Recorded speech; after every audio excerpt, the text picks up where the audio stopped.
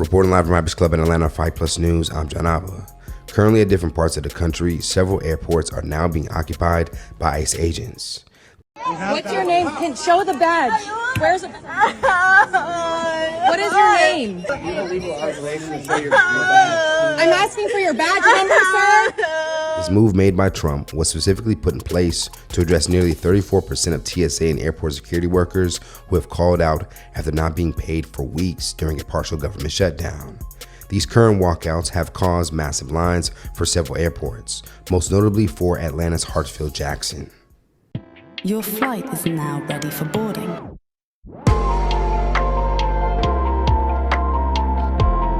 Child, go ahead and stay home. Don't even bother traveling.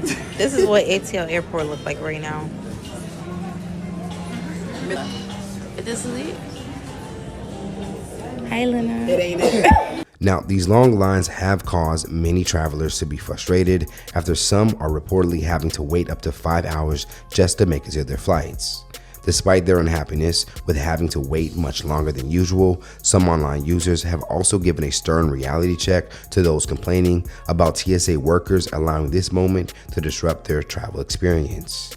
Imagine getting up, going to work every single day, and you are not getting a check. You would quit your motherfucking job because you're not getting a motherfucking check.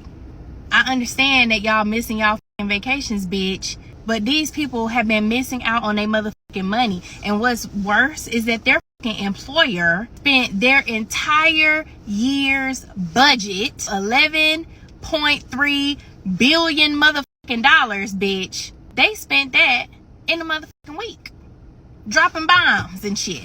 Y'all need to get a motherfucking grip. Y'all should have got y'all asses up to vote. When you say voting, it doesn't matter. My vote doesn't count. This is when the your vote count, bitch, so we can get the right people up in this motherfucker to make sure that we taking care of our own people. Not out here bombing shit that ain't even got nothing to fucking do with us. We just making up shit at this point. Okay?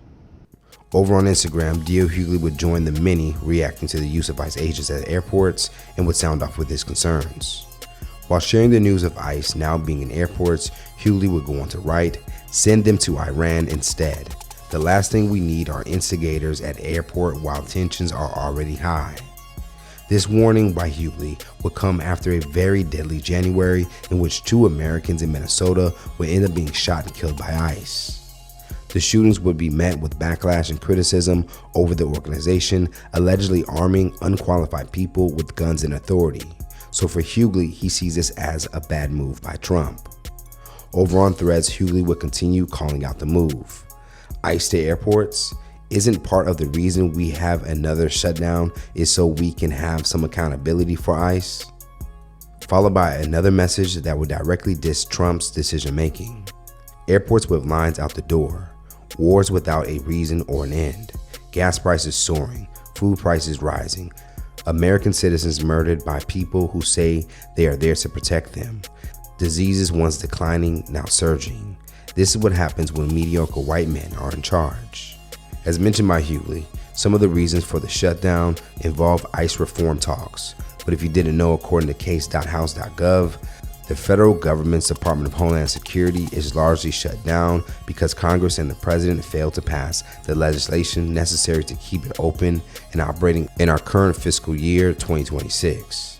This includes the U.S. Coast Guard, Transportation Security Administration, Federal Emergency Management Agency, U.S. Citizenship and Immigration Services, U.S. Secret Service, Immigration and Customs Enforcement, Customs and Borders Protection, and Cybersecurity and Infrastructure Security Agency.